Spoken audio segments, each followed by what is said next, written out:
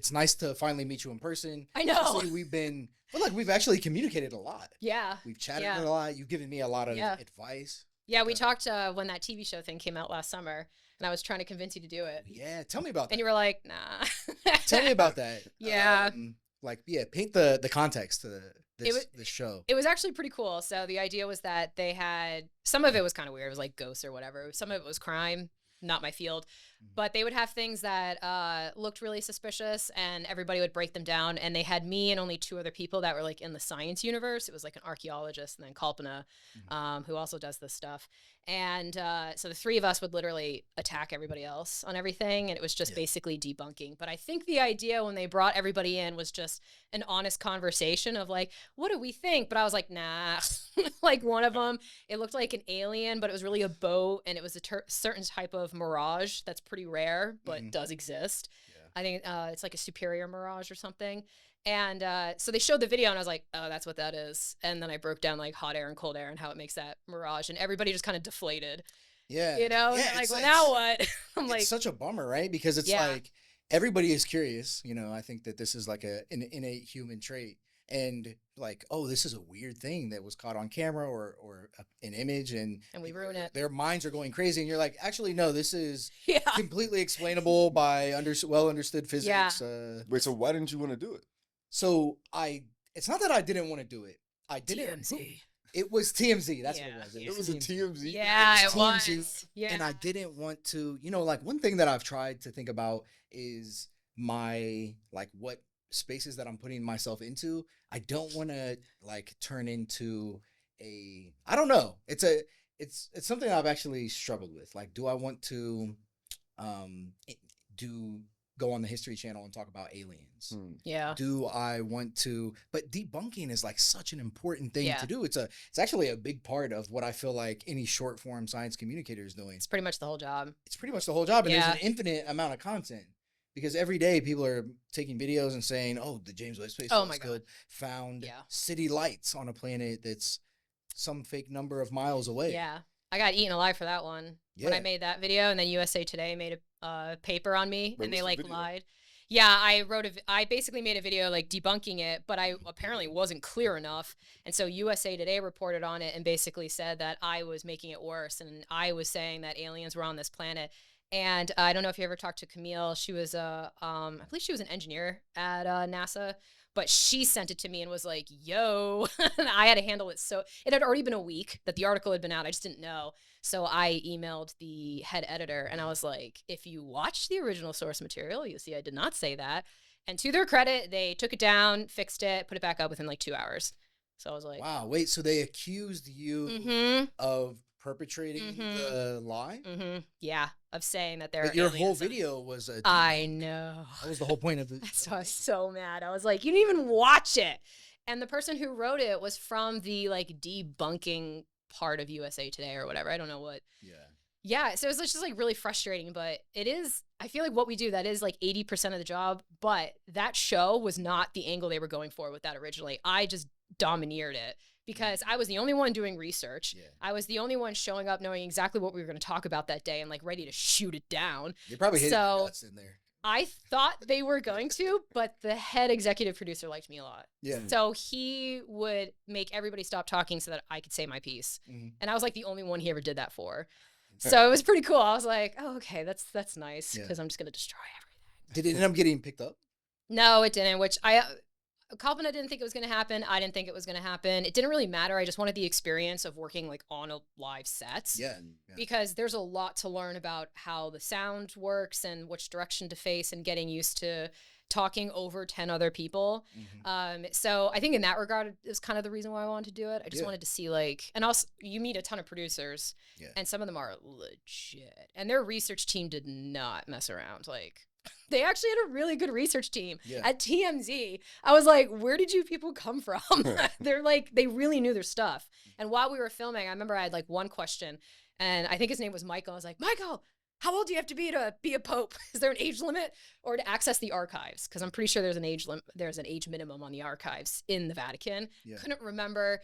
And so I was like, can you Google it? And he did like a ton of research in like 2 minutes. And he was like, okay, so no, you have to be 45 to access this part. And he had like all the info. I was like, yes. So Mhm. it was a cool experience, I will say. Yeah. I know, like, I it's kind of TMZ. wish like looking back, I kind of wish I did it. I saw the clips. You look like Yeah. you're having a good time. It was really fun. Yeah. It was actually super fun. Everybody was really nice, and we all still go to each other's events. Hmm. Yeah. So it was like, That's dope. Do you do a lot of TV stuff out here, Ashley, or is it mostly social first, or like Yeah. on that spectrum? I'm trying to think if the embargo's been lifted yet. I don't think so. No, I'm just gonna keep it safe. There is one huge project I just finished, that comes out in July. Which, if you really think hard, you'll figure out what it is. So that was pretty cool. I'll give you. I'm pretty sure I'm allowed to say, but basically, it was a movie set where there's this big board with a bunch of math on it, and it's in the trailer. And I showed up, and I was like, no. So that was pretty cool. I'd like to do more of that, like consulting work. But ultimately, I think my dream would be to have a show where all of the labs that reach out to me every now and then, like the smaller ones that work on the crazier side projects you don't hear about a whole lot, going to them and having different experts in different fields kind of analyze it. And I don't mean just like scientists and engineers. I mean like politicians or people who work in poli-sci or researchers. So like different perspectives of people are going to hate this thing. Or this thing is going to self-destruct and become an economic hazard or whatever it may be. So I would like to do something like that. But right now I'm just trying to survive my trilogy that I just wrote. So that's like a 3-year process. So I need to get over that hurdle, and then I'm going to try to. Yeah. You're talking about your book. Yeah. Yeah. Yeah. Can you, so I read your publicist sent me an excerpt, so I was able to check it out. Yeah. I'm pre-edited. You yeah. got the raw dog version, yeah.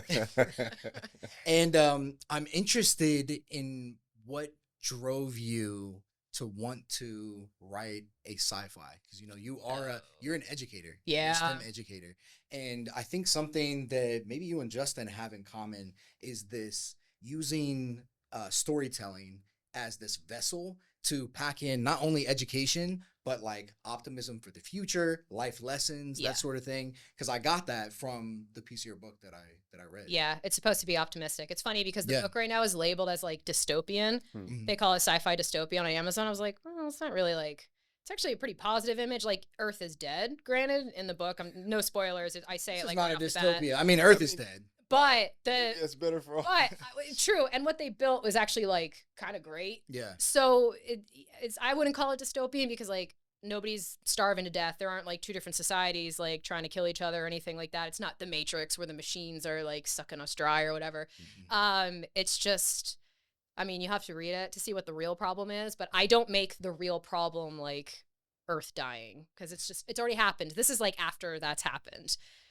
Which I know seems kind of negative, but at some point Earth is going to die. Like, that's just the truth of it. Like, at some point, if we're still doing this, like, we're going to have to leave or build something else. So it's like, well, you think that's so? inevitable. What do you think about, like, how realistic do you think that is? I don't mean like soon necessarily. I just mean at some point the lifespan ends, right? So it's like. But do you think that that's a path? Do you think that that's like realistically something that'll happen? I guess maybe I'm just optimistic. The book or like us killing everything. Yeah, like us killing everything. I try not to think about it. Honestly, I have an existential crisis every time. Yeah, because I bounce back and forth between yes and no. So I grew up in a place where the weather changes are very noticeable because it's an extreme location, and extreme locations get hit first, right? That's when you really notice something's up. Where is that? Northern New Hampshire. So we would for like 4 weeks on end have negative 20-degree temperatures. All day, every day, right? For like weeks. And now that doesn't happen. And we used to never have ticks because it was too cold. And then ticks started moving up like 10 years ago. My dad got Lyme's disease because of it. Because we used to just like move through the grass like, who cares? There's nothing in here. The ecosystem's not designed for it. And then the ticks got up there and they've been wreaking havoc. Like the moose have all been dying because there's no like biological balance up there for this kind of invader. So I wouldn't call it like an invasive species because it is still New England, but they don't live there. And so everything about life up there is kind of changing. Like grass pops up in March. Never saw that before. Ticks coming up. So it's like, what I experienced 20 years ago is not what these guys are getting. And so it's really hard to not be disheartened every time I go home and be like, oh God, like this isn't right. Like everything's kind of dying and it's very stressful. I think if you live in a place like this, you don't notice it as much because it's a city and we're very protected. We have air conditioning and electricity and like you don't notice, but in those places you Y'all notice. don't have air conditioning and electricity in New Hampshire? Well, we don't have air conditioning, no. And we lived off grid, really? so no, you don't need air conditioning up there. Well, maybe now you do, but I grew up without it. Yeah, we didn't need it. Oh, the hottest it would get was like 80. So, okay. yeah, this is like cold, and because we had the Arctic jet stream get trapped in this area, and we have the highest winds in the world, so it was like really rough place to live. But yeah, we didn't have air conditioning. We lived off grid. So my parents were just like, let's see if we can do it. Let's do it. And so we did it, and it was really hard, and I would never do it again. Oh God. That's fascinating. So I want to circle back on something you brought up, and I think Dakotah, the kind of part of your question was around the impetus behind writing science fiction as a STEM educator, right? Like it sounded like you wanted to inject some optimism into the culture, which is exactly the ethos I actually was just talking to Dakotah about. Like the reason I learned my media production chops was to make science fiction. Oh shit, really? You wanted to like make these things, but you didn't know exactly how to, so you had to figure out how to do it yourself. Yeah, and a lot of the projects I've worked on, I learned the tools on the job because I had this vision that had to come to fruition and didn't have the money to pay people. Yeah. Right. But I had this bigger vision of like why I want to actually do it. I'm really curious about your why in that context. Like why make sci-fi? And and then why inject optimism? It's interesting because the TV show that I want to do, that would be pure optimism. It would be projects that are these crazy ideas that if they work could like save everybody in whatever aspect we're talking about, right? Not to like spoil that idea, but do like off the top of your head, do you have one?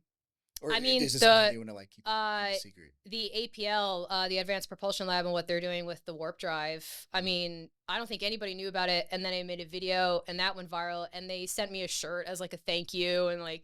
So it was interesting because can you explain that a little bit? The warp drive one. Yeah, they were basically just trying to crunch out the math saying that it's possible to do with the physics we have now. Because like, you know, the whole thing with warp drive is like the physics doesn't exist. And so everybody's just kind of given up. But what they were doing is they were working on the math aspect of it to find a way to basically manhandle the vectors to make it happen. And they found a way. And could you explain like what a warp drive, what that even is? Yeah, I'm trying to, man, that video is like a year old, so I gotta like really wrap my head, remember what it was that they were doing. I mean, just basic, like, generally. Yeah, like what this thing is. Generally, the idea would be that instead of moving through space, because you get crushed to death if you go too fast, too quickly, right? This idea would be that space moves around you, kind of like water in a river. Right? Sort of like cheating the speed of light. Yeah, exactly. You can't go that fast because if you have any mass, you become infinitely heavy. It requires an infinite amount of energy to go faster. Yeah. So like what if you could just kind of cheat and have space do the moving and you actually aren't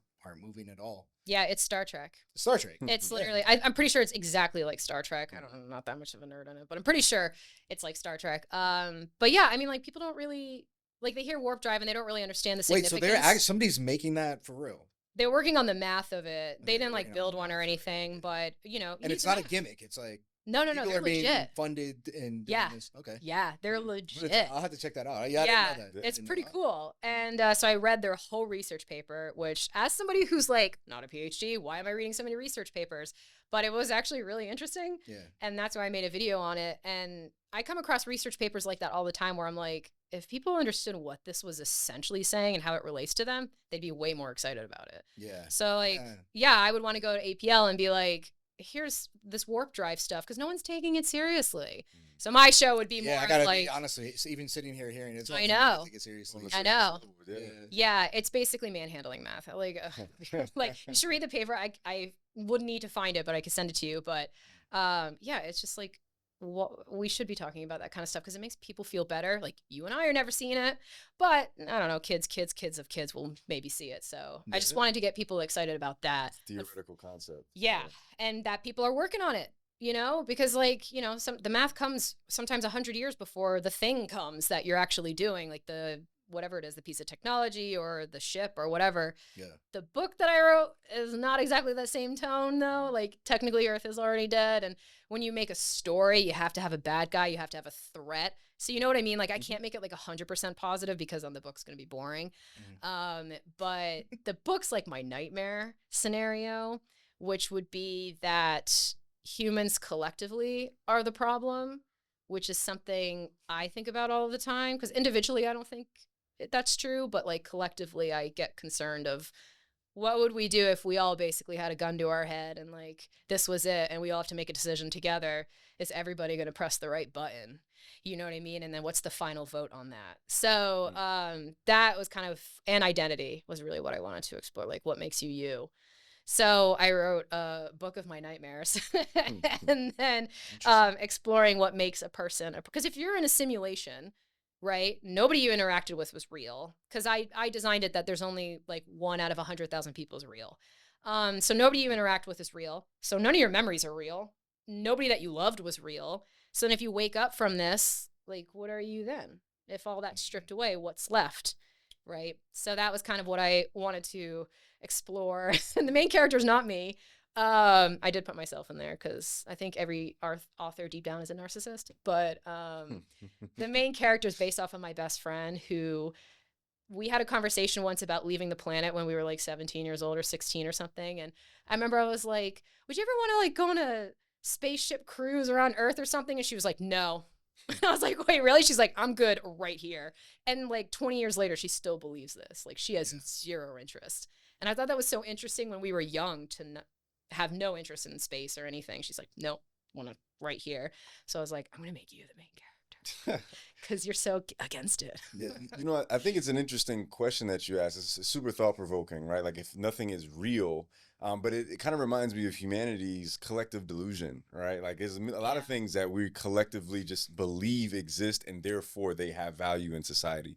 Currency, companies, right? Laws, right? But like if we all left Earth, like none of those things are now applicable, but you know, those collective like there's still value to us in those things. Yeah. You know? So it's really interesting social commentary. That's super interesting. I think I was reading this book, Sapien. I don't know. Oh yeah, I just got that. Yeah, Sapien's fire. Yeah, one of my favorite. Really? One of my favorite books, and he talks about the one thing that binds humans and separates us from our closest ancestors, so chimps or some of the other apes, is our ability to believe in things that aren't real. Yep. Like, is this like the dog in Russia thing? What's that? Oh, like you can't tell a dog about another dog in Russia. They have no concept of it if it's fiction, like if it's a literary character. Oh yeah, like I mean yeah. Okay, sounds like okay. that. So the specific example that he uses to drive the point home is that you couldn't really imagine telling a chimpanzee that you were gonna, for his banana, you'll give him 10 bananas tomorrow, right? Or 1,000 bananas, or that when he dies he'll go to a place where there will be an infinite number of bananas. 72 bananas. You could have, yeah. Right? Right. Because they don't have that capacity. And I don't even know if it's true. Maybe they do have the capacity to believe that. I don't know how. They do that as a test for kids. Yeah. Yeah. And it's like, but that's something that we have. Right? Yeah, to see if the kids have a concept of a cookie now versus a cookie later. Mm-hmm. Yeah, it's pretty cool. To figure out like at what point in the development that happens. Yeah. Because it's definitely not something that kids have in the beginning, right? A baby, when you object permanence, exactly, doesn't, when you don't see it, it doesn't exist. Oh, I gotta read this. I got it at the airport because I finished my other book, and I was like, "Oh no!" Oh, Sapien. Yeah. Oh yeah. I just Sapien, got it, and he kind of like walks through all of the things that that we all collectively believe in, and then it becomes a real thing that has real forces, and like there's actually society, and there's actually gender constructs, and there's and there's companies, and it doesn't matter if even you can't really opt out. We all in this room could cease to believe in the company Ford. Yeah. It's still a thing. It still exists. Even if you removed all the leadership from Ford, the entire board of directors, but Ford, it still exists. It's this entity, and it is this real thing. But, if you go to the TRAPPIST-1 system, Ford isn't really a thing. It's not objectively real. Yeah. But if you overcome a certain threshold for collective belief, then something can lose its entire value. Like the crypto failures of like some of those. What was that firm with Sam Bankman-Fried?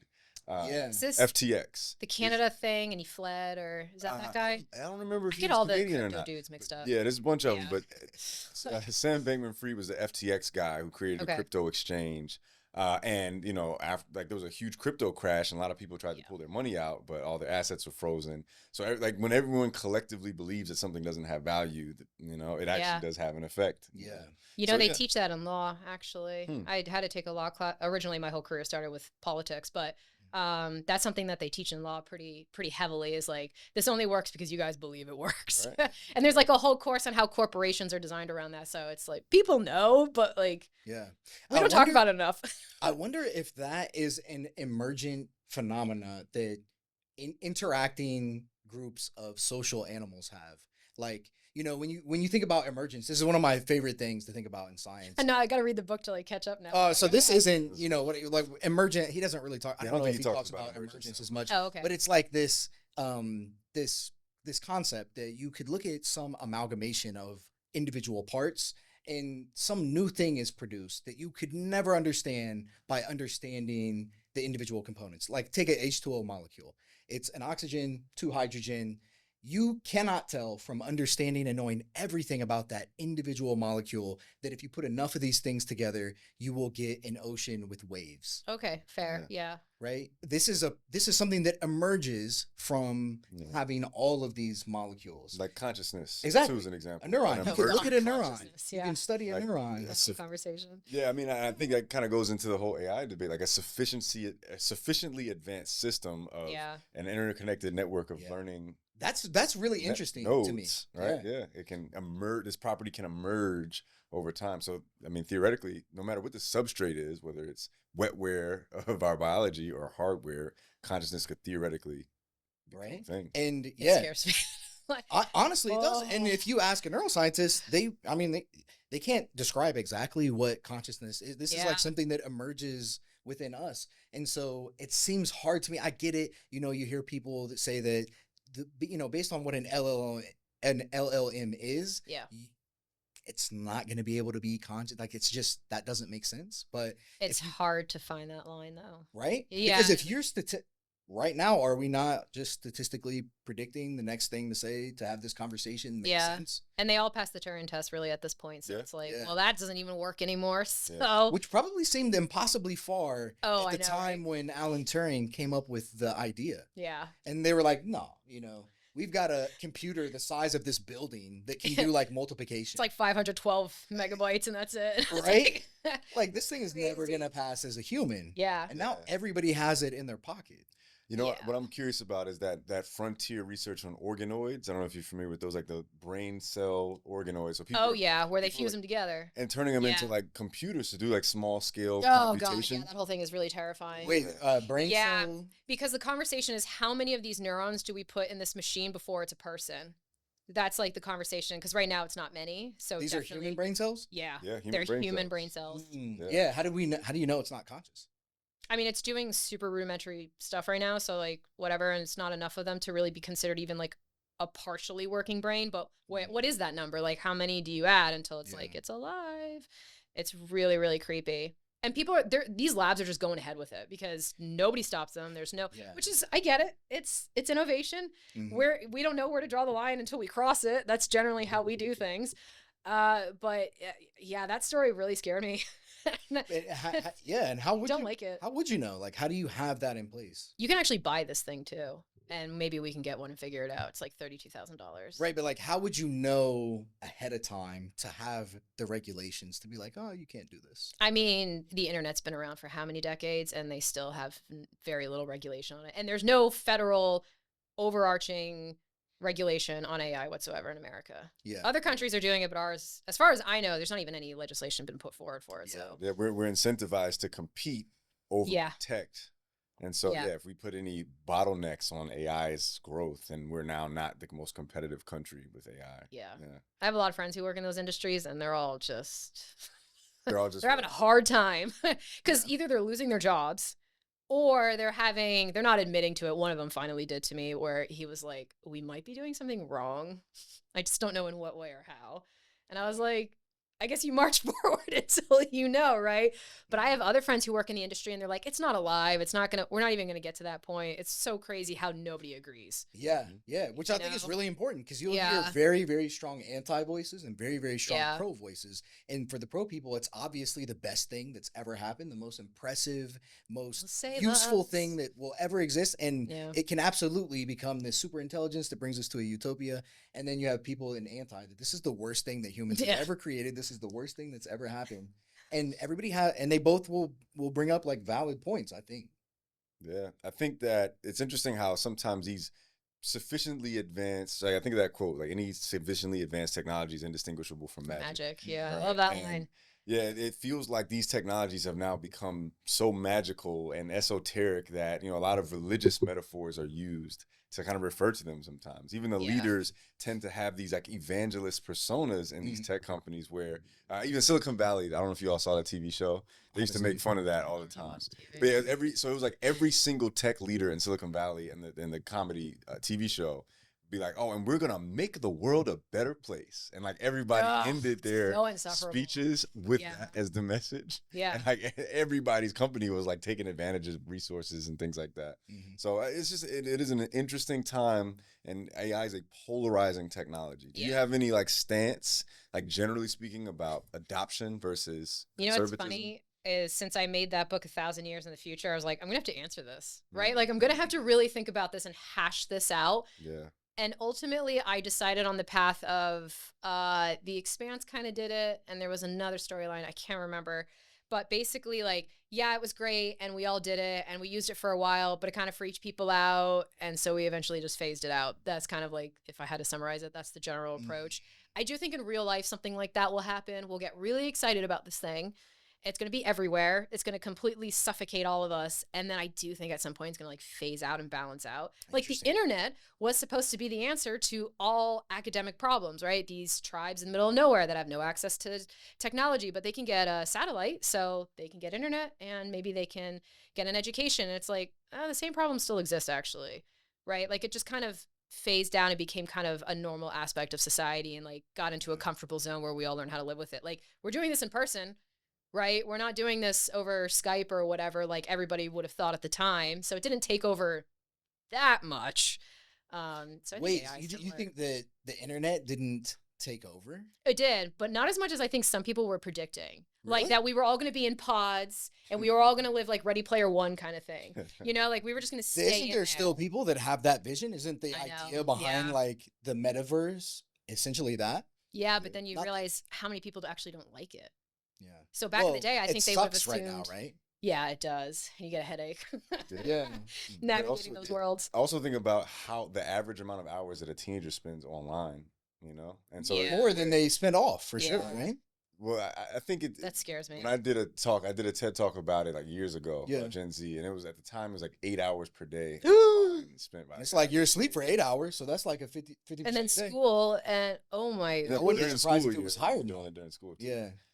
Yeah, and a lot of teenagers I talk to are like, no, it's higher. Yeah. And like, I mean, we kind of maybe are the last generation that had that different childhood, Yeah, they should not allow them in high schools. I think like college, whatever, but the internet, high schools, like cell phones and all that other stuff. Oh yeah, a lot of people that use them at like in Silicon Valley, like people with kids don't let their kids on social media, and they run the platform. Have you read Careless People? No. You should read that. That's one of the high executives from Facebook. She like quit and she wrote a whole book just like slamming that company. It's really fascinating, but she talks about that. She even confirms like, oh yeah, Mark Zuckerberg's kids do not use Facebook. Yeah. And like all of these higher ups, they don't let their kids use it. So how old are his kids? Are they grown now or are they still young? I don't know. You know what's funny? I have a friend who goes to his house every now and then because I'm not allowed to say what, but he has a highly specific skill set that Mark really likes for fun. It's a fun ski thing. Okay, that's interesting. I know. It's like obviously in the tech world, right? It's in the science tech world. It's not weird.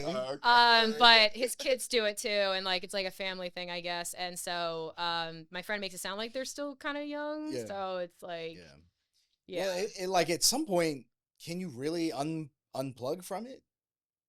I mean, my people do in my hometown. They don't. They still don't. My best friend, Jesus Christ, I think she has a flip phone. So like, Wow. oh, she doesn't know anything about. She doesn't know when a movie comes out. She's like, what is that? Like Marvel? I don't think she's seen a single Marvel movie. I'm not even sure she knows what the word Marvel means.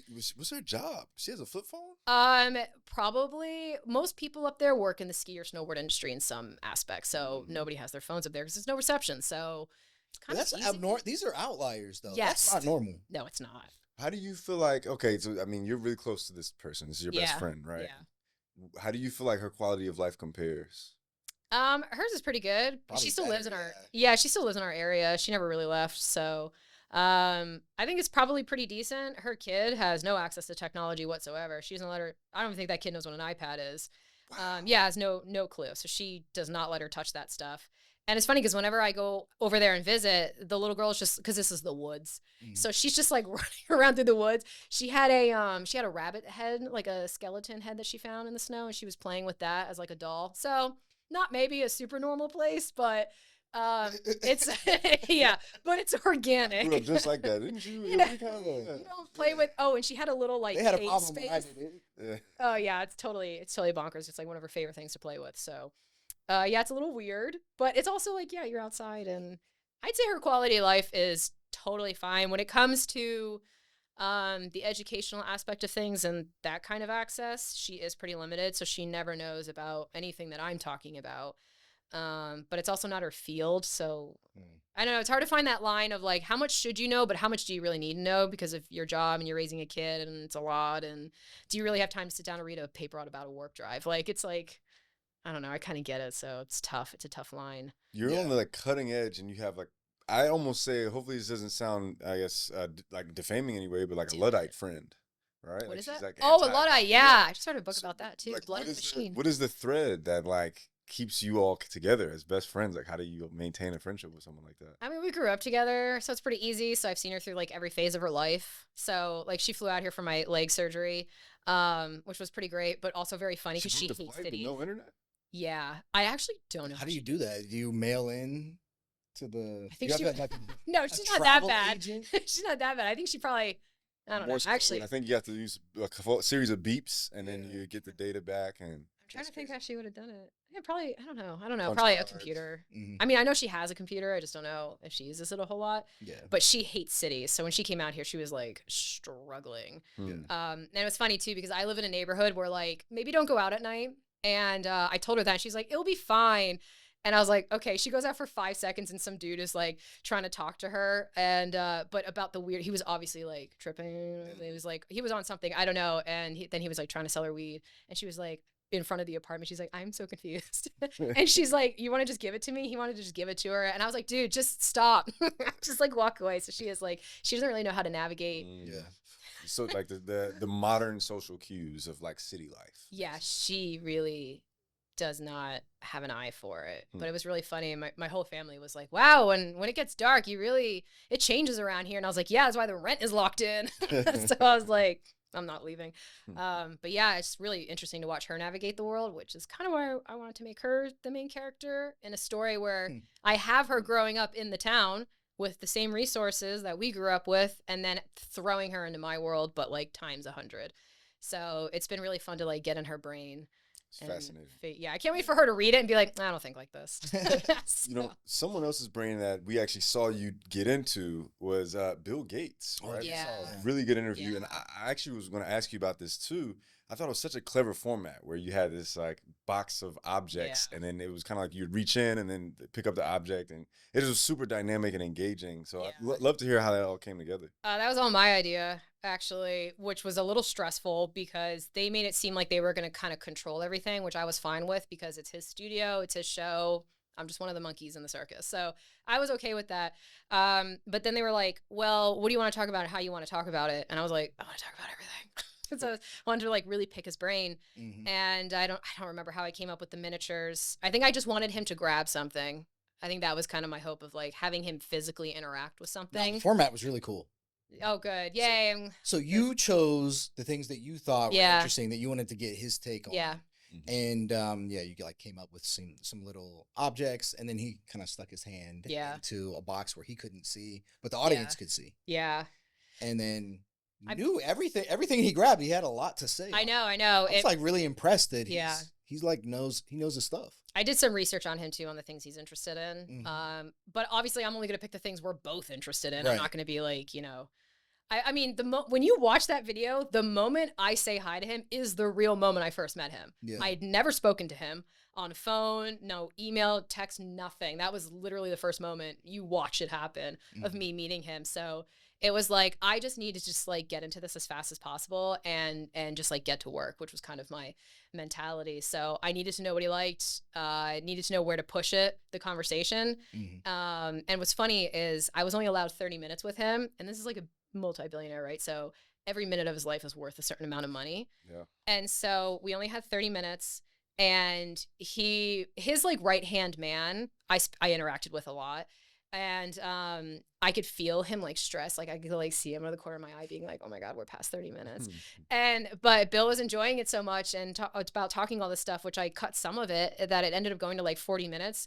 I did the math at some point. I can't remember, but it was like 10 minutes of his time. I got like, what was like $1 million, like $1.2 million of his time or something like that. It was like something crazy. You can't cash that in. Yeah, I was like, where's the? But it was pretty cool. Yeah. And he was given a whole. I saw the sheet. He was given a whole sheet about me, which was really weird. It was like picture of me, and it was like my background, and at the bottom of it said, "You can talk nerd with her; she'll understand." And I was like, so that was pretty cool. High praise. Yeah. So I'm curious what whatever preconceptions you had maybe about him. I know that there's this just in the zeitgeist there is this conception of billionaires and them sort of being the worst that humanity has to offer, all wrapped up in one. That seems to be I'm being reductive, but that seems to be the general take. And just me watching, I was like, he really knows his stuff. He's a lot about humanitarian things that he's working on.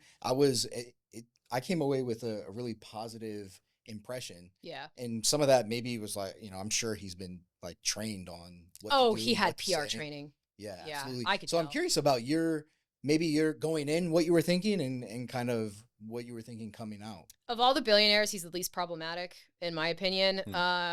But to be honest, in my normal general opinion, as a poor kid from New England, I don't like rich people.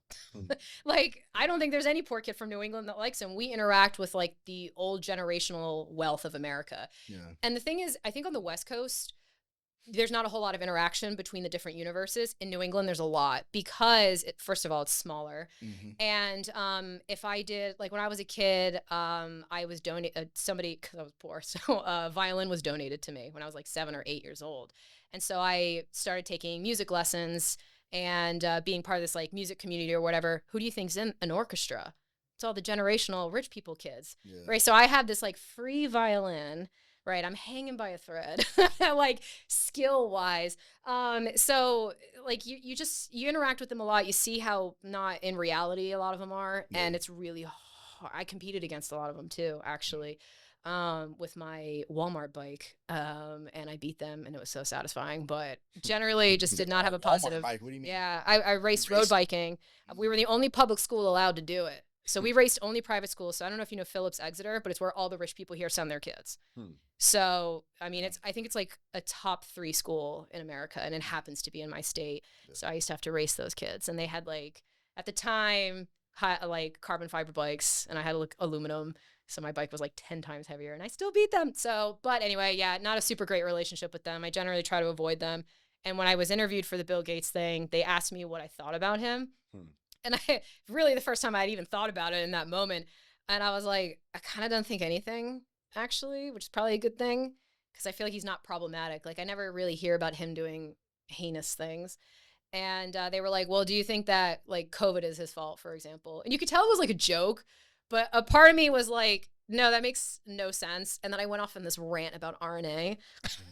and I just remember, like, their head of marketing was like, and they were like, well, how would you talk about that? I'm like, you have to trick people into learning sometimes. And so if you have an anti-vaxxer, don't even talk about vaccines. Like, just start from scratch at RNA. You work your way up, and then they come to the same conclusion that they would have come to.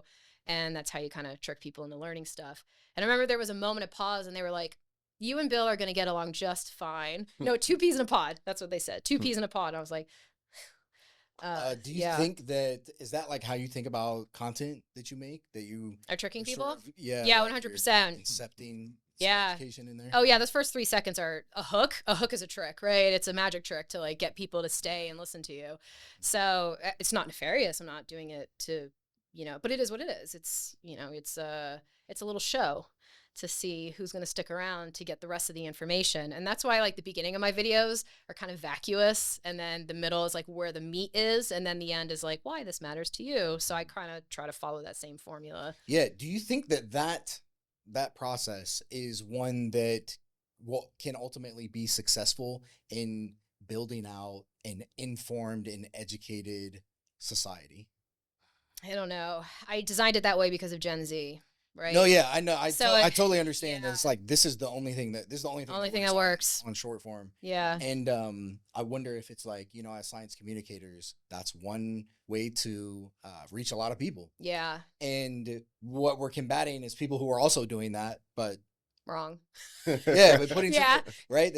There's like nothing, maybe a value, or I don't want to say a value because the different things are valuable to different people for different reasons. But it seems like. Are you talking about like an anti-vaxxer or something, or? It doesn't really matter. Oh, okay. Honestly, because that is the formula for short form. Yeah. So somebody who's making misinformation about vaccines or anything doesn't really matter. Yeah. Or if they're just trying to get you to watch a video where they're just talking about, I don't know, something random. And so it's like in that space, you're competing to like sneak in education. And it's like it's really an uphill battle. Yeah, I do think it's getting better, and I think really the biggest block before, like when I was a kid in the Stone Age, it was that anybody who was kind of in the space was old, or they were like a lot older. Huge generational gap where they're not as relatable. I think one of the great things about social media is that it's so much more relatable because it's someone who looks like you, who's about your age, talking about things that you don't know anything about. Yeah. So not only is it, you can't cop out and be like, it's too advanced. It's just too, like quantum physics is like notorious for that. Like a lot of people are like, I don't even want to touch that. And it's like fair, valid, but like you can still like learn something here, And so you're kind of like tricking them into being like, I'm like you and I know this thing, so maybe you could know this thing, and it's not as intimidating as you think, as opposed to like, I love Bill Nye, but he's a lot older.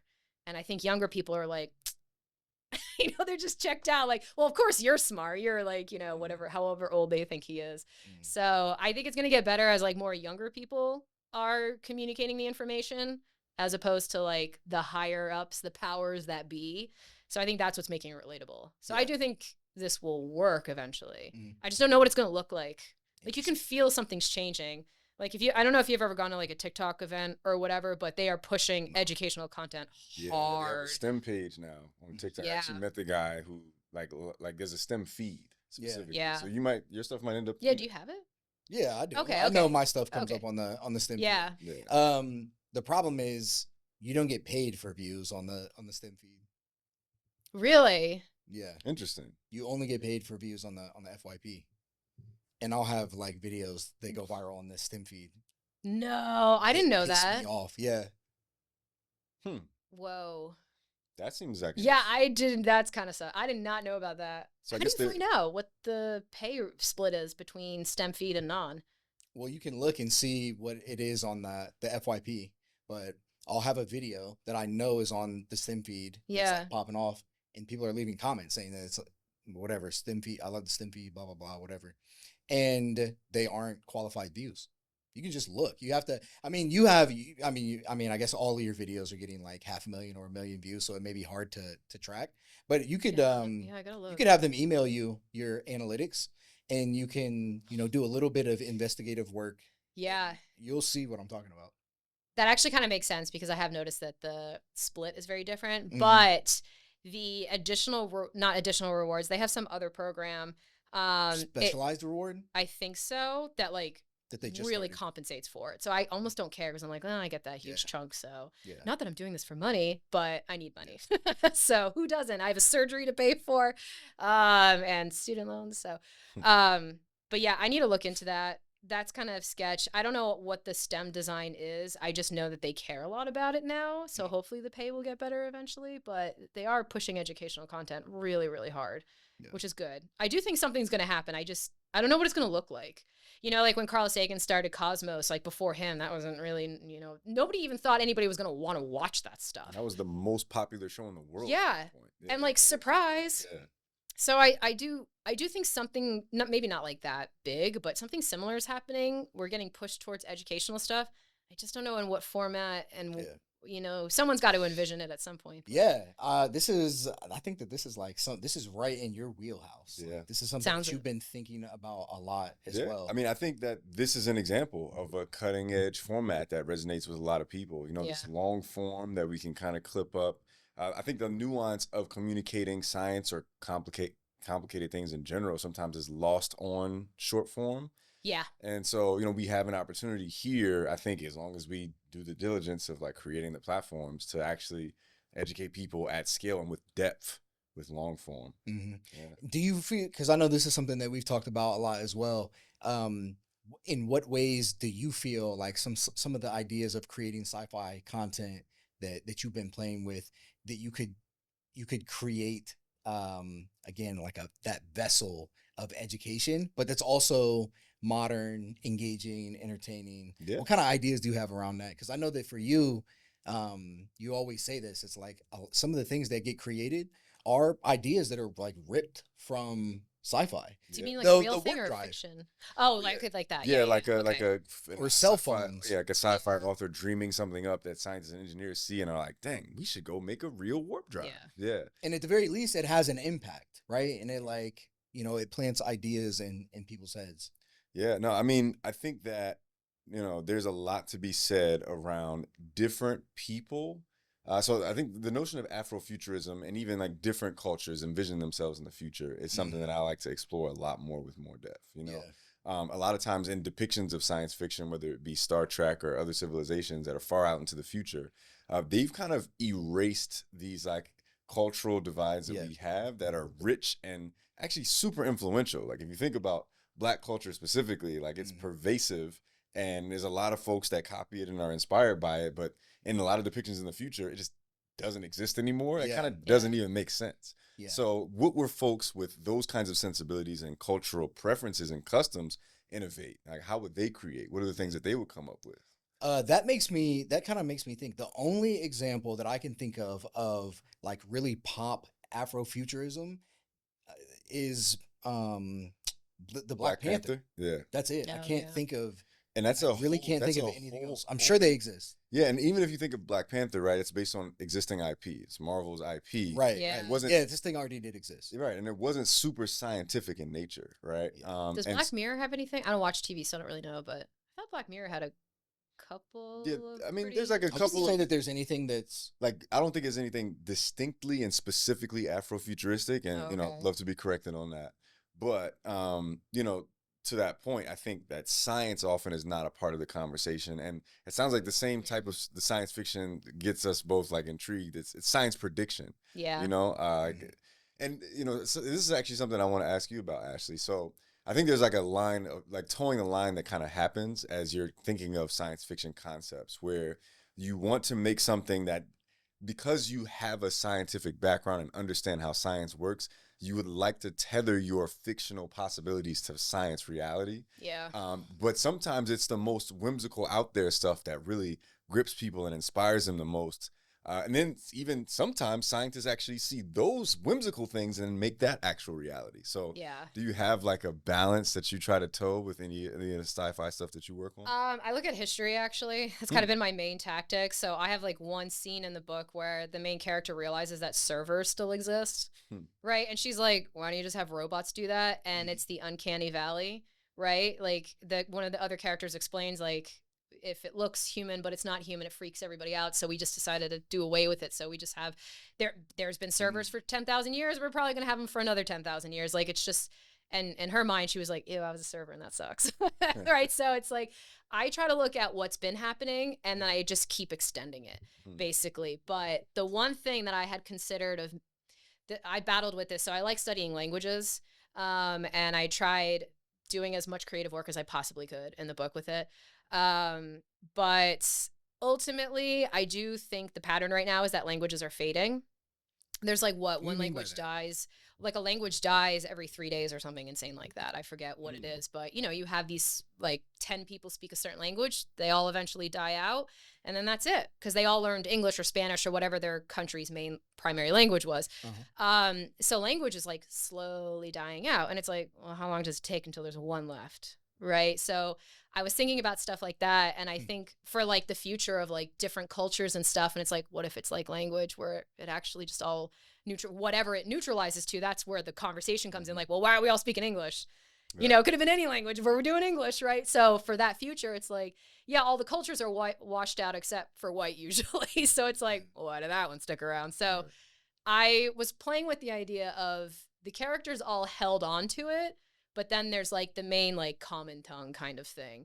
And that's how I tried to do it. But the second book is where I'm really going to have to hash it out. But I tried looking at history. That was like the best the best teacher I had for it. So yeah. That's really interesting. You know, isn't to some degree that almost feels natural for cultures to come to this equilibrium point. You know, when you mix a bunch of things together, it lands somewhere.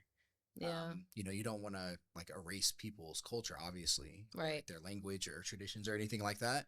But it does seem it's gotta stop somewhere, right? Yeah. It seems hard to keep things sequestered. I mean, you almost have to think about intentionally segregating things to keep those cultures intact.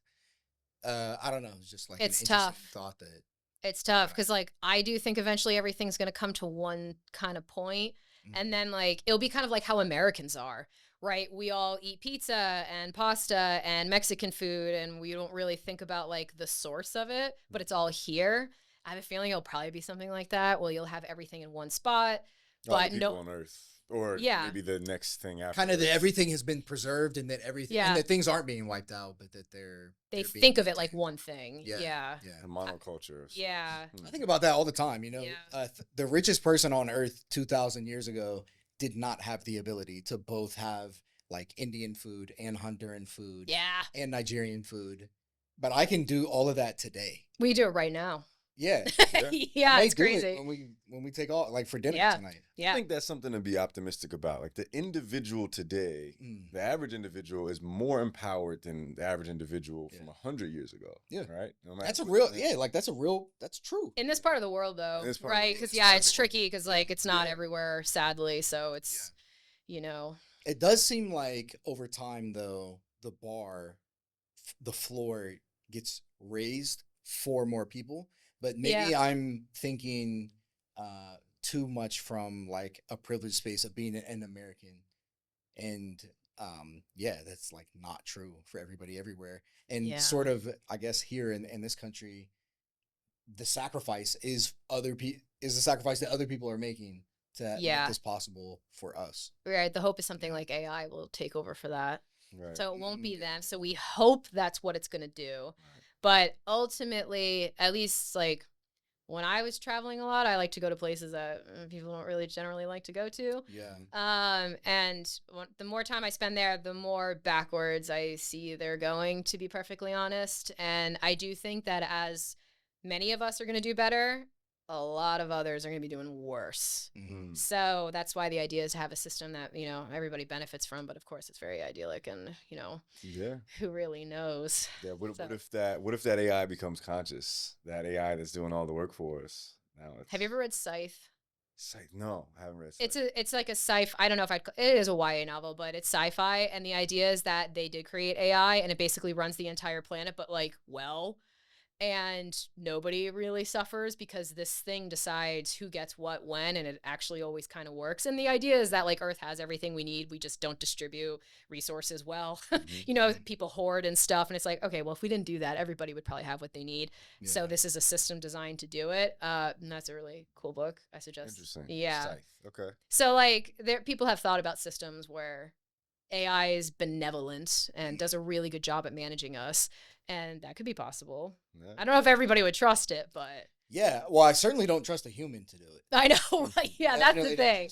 Yeah. You're quite fallible. Have you looked into like what is the Kardashev scale? Like Oh, type yeah. 1, type 2 civilization. Oh, yeah. Are you into that kind of side of the sci-fi universe? Yeah, that stuff is fascinating. Like a 0.8 or whatever. Yeah, we're like, We're not- I think we're type 0 still, right? Yeah, Yeah, 0.8. Yeah, we're not even 1 Yeah. by our own measurements. Yeah, which is I pretty- also I question whether or not that's a sort of an we optimistic should break scale. down the Kardashev scale. Yeah.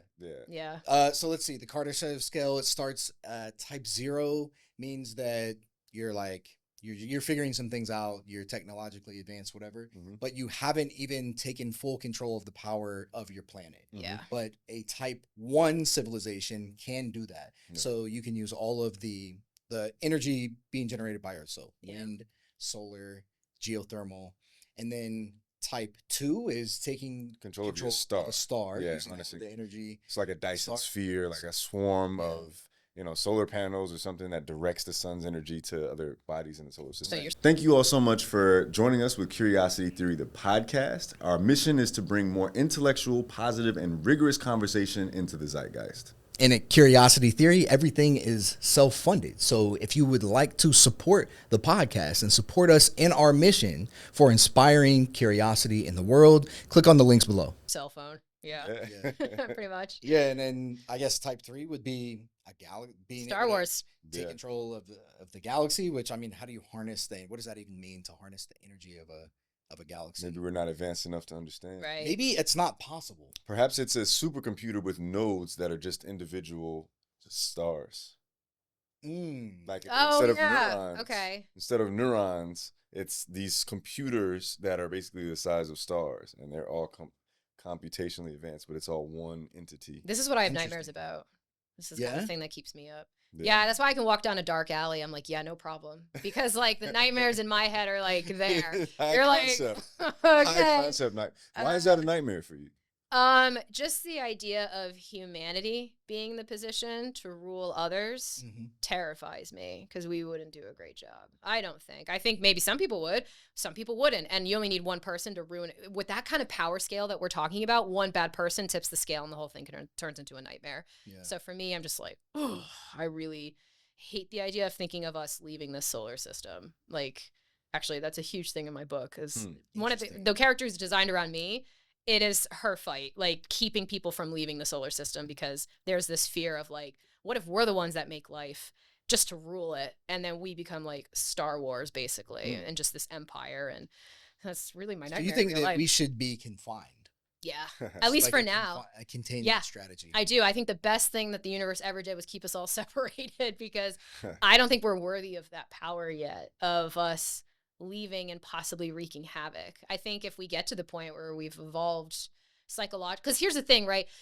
When people talk about evolution, they talk about like their bodies and stuff. But my big fear is that like the reptilian part of your brain, or like the fight or flight instincts and all this stuff that's like lingered with us, is just not going to serve us in this future where energy is essentially unlimited. And what we do with that is the nightmare. Do you study planets outside of our solar system? Yeah, I know, he's like so hopeful about it. I'm like, well, don't you go anywhere. So I kind of had two questions. One of them was based on what you just said was, you say that the reptilian stuff that has lingered with us. Would you say, I almost would say it hasn't lingered with us, that it like makes up most of who we are? That's what drives everybody. I feel like we're all driven almost entirely by our emotions, which come from that. I don't want to say simpler, but that older part of our brains. Doesn't seem like that ever goes away, right? I don't know, right? Who knows? So what if so you're worried about us wreaking havoc on other civilizations that we make, or that are okay? So even if there's nothing out there, but if we go out there and then we'll make it things, we'll make it. We'll totally make it. Yeah. Well, I mean, that's what we've done here, right? We've created empires. And then the empires fight the other empires, and then yeah. That is like, I think Interstellar and like that fifth dimensional being or whatever they made for that movie, I think that's like the most optimistic view. And I hope for that. And that's the goal. Like, oh yeah, that's like another type of existence that we can't even relate to. But the way we are now, there's no evidence that any substantial psychological evolution has occurred in like thousands of years where you're like, they're less prone to violence. or, Oh, right. you know what I mean? Like, we're still kind of the same. Like, if you popped me in like 10,000 years ago, it's like, I'm not going to be that different. I think like, you'd go back much you know? further. I think that like hundreds of thousands of years ago. Well, minus the blue eye crab. They'd be like, witch. So, but, like, Yeah, you definitely would be seen as a witch. yeah, I think the first blue eye was like 10,000 years ago. So that's why I said 10,000. Like, anything past that, and they're going to be like, burn her, she knows math. So That is a wild thing to think about, though, that if you look at the earliest time that we can kind of point and say, okay, Homo sapien, and it's not, evolution is not this discrete thing where yesterday there was no Homo sapien, but today there is. yeah. It's like this very messy, intertangled web of related species that are changing slowly. But as far as I understand, like 300,000 years ago, we could take, if we had a time machine, we could take a baby, bring it here, raise it, and it would fit in. It wouldn't know. Yeah. And conversely, if you were a baby and you were born back then, you should be able to like fit in fine. And it is strange to think that that's who's in control of the nuclear codes. That 300,000-year-old hardware. Yeah. Hardware. Right. Yeah. It reminds me of, I don't know if you ever read The Three Body Problem. It's one of my favorite science fiction trilogies. Like, I read like sections of it. I just never got through the whole thing. I got through that whole thing. Really? I inhaled it in a week. It was just it was so riveting to me. I don't know. Interesting. Yeah, but there was a theory that they explored. I think it was either in the second or third iteration of the trilogy. It's like the Dark Forest. Was it? I don't know if it's a theory. Love that one. Dark Forest theory. Yeah. Yeah, but the idea being that if we make ourselves known, then that a new society, a predatory society, will immediately get rid of us. If we make ourselves known. The Dark Forest is the opposite, right? It's that they avoid us. Right. Everybody's avoiding everybody because of that inevitable outcome. In the book, do they talk about game theory for that or no? I don't know if game theory is a part of it. Okay. And a three-body problem. Because like game theory is one of the things that could like support it. It's like a branch of mathematics, basically. They use it in war a lot and stuff like that. But I think game theory is used as like kind of evidence that if aliens exist, they're totally not going to interfere because it doesn't benefit anybody. So I'm always like, please stay away. Right. We don't deserve this. I would be interested to I would be interested. That's how I know how to an idea. I would be interested in what we understand about like game theory being applied to evolution. Yeah. And, how animals are competing for resources, whatever. Actually applies on other planets. Like obviously evolution is something that happens, but I wonder if it's possible to take such different evolutionary paths that the same things aren't popping up somewhere else. Like I mean, what? I could definitely see. I don't know. Yeah, I guess that's the rub. This what we talk about. Humans are being greedy and sort of resource hungry, and that sort of thing. Which is a evolution aspect. It's trying to survive. So like, maybe even mad. Well, what if there were different selective pressures, like in a different like that's the three. Okay, that's the three-body problems premise, right? Like it's a different type of environment just creates, it prioritizes different things evolutionarily. Yeah, it'd be nice if that happened to us at some point. I just don't know what that was. Well, I mean, I would say that it's happening. Yeah, that's true. Yeah. Kind of scares me. Yeah. Which specific thing? About it not working, about nothing working, and just us doing this forever. Like the stagnation of that scares me more than anything. I like a long time ago, I had a different TikTok page that also blew up, and it was a completely different format. You never saw my face, nothing like that. And I made a video about how if I had given a cell phone to somebody in like the 14th century, they wouldn't know how it works. But that wouldn't be why I was killed as a witch, because 6 billion people have cell phones. Nobody knows how they work. So knowing how something works isn't what makes you accept it. It's the normalization of the thing. So you can normalize anything and everybody will just accept it, even if they don't understand how it works. And so it was like, and then on the flip side of that, I was like, you could teach calculus to a 5-year-old. I will defend this to my death. I really do. Like the things that we learned casually in middle school was stuff that they learned at university like 400 years ago. And middle schoolers, they absorb it just fine. Well, but for the most part, they're like, okay, they just like take it in. And it's getting younger and younger that we're pushing this stuff. And I'm like, I feel like you could teach calculus to a 5-year-old. Their brain, like a brain 10,000 years ago, was just as capable about learning about their cell phone and navigating it and programming it as a kid now. So why not calculus? So I believe that, but I don't have a kid to test it on. Somebody give me your child so I can give me your 5-year-old. But yeah. Interesting. That's my theory. I love that. Well, Ashley, I know we're getting pretty close to time here. This has been absolutely riveting. Again, I know we could keep going. We could talk about sci-fi for like 24 hours. Yeah. Absolutely. It's been a blast nerding out with you. One of the questions that we always like to ask our guests is, what is one question that you wish you could have asked yourself sooner? Like as a kid, or? Just a question that you wish that you could have asked yourself sooner in life. Why do you have to know what you're doing? Could you say more about that?